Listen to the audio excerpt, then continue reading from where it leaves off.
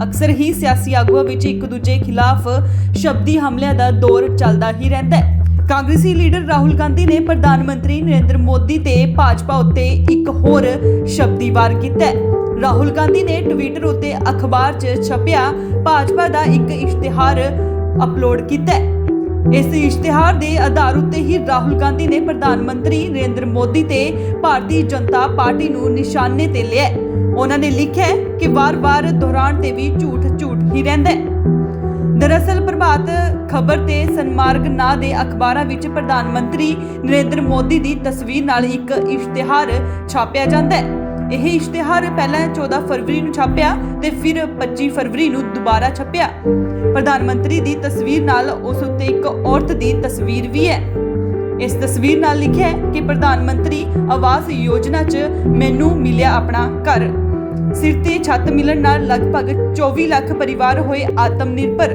नाल चलो ते एकजुट मिल के आत्मनिर्भर भारत दे सुपने नूं सच करदे हां। इस दे नाल ही एक नारा लिखिया है कि आत्मनिर्भर भारत आत्मनिर्भर बंगाल।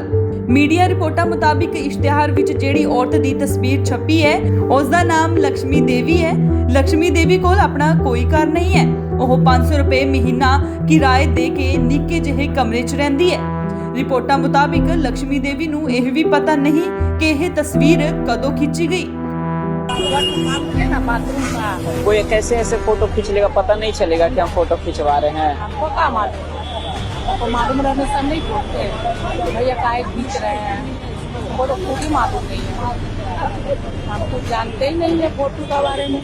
वो पेपर आया था मेरे, हमको भी नहीं पता, जो खरीद को जो पढ़ता है ना वही लोग देखे थे। सुबह में उठा तो बोला आपका पेपर है, तो हम सबको झाड़ने लगा। मेरा पेपर कहाँ से आएगा? तो पार्क में करते हैं 500 रुपया महीना झाड़ू, हाथ से काम करते हैं, 12 साल से काम करते हैं। ये जो फोटो आया है इससे आपको क्या परेशानी होने लगा? हमको बहुत परेशानी होने लगा। हम एक हफ्ता खाना नहीं खाए डर से। साड़ी तो हम एक हफ्ता डर से नहीं पहने, खोल के रख दिए। हम तो फुटपाथ में घूमते हैं, बाहर में सोते हैं। हम क्या करते हैं, घर में जाकर बुढ़िया उम्र हो जाएंगे, अपना घर में तो भी पड़ा रहेंगे, नहीं भी खाएंगे, अपना घर में तो रहेंगे।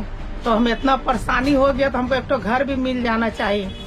ਹੁਣ ਵੇਖਣਾ ਇਹ ਹੋਵੇਗਾ ਕਿ ਰਾਹੁਲ ਗਾਂਧੀ ਦੇ ਇਸ ਸ਼ਬਦੀ ਹਮਲੇ ਤੋਂ ਬਾਅਦ ਬੀਜੇਪੀ ਦਾ ਕੀ ਰੁਖ ਹੁੰਦਾ ਹੈ। ਇਸ ਤੇ ਨਜ਼ਰ ਬਣੀ ਰਹੇਗੀ। Bureau report, Indos TV, Australia.